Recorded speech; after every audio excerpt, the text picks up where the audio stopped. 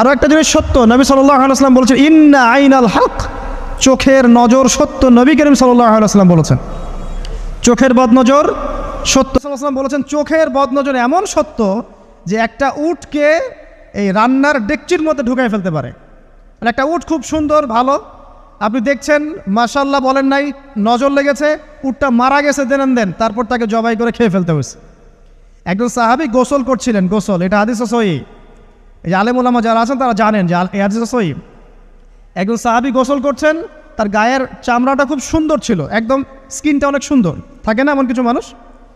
আচ্ছা, এখন আরেকজন সাহাবী এই গোসল দেখছেন দূর থেকে, দেখে বলছেন যে কি চমৎকার তার শরীরের রংটা, যেন কুমারী নারীর মতো, অনেকটা এমন একটা কথা তিনি বলেছিলেন।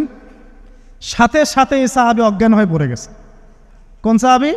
যিনি গোসল করছিলেন।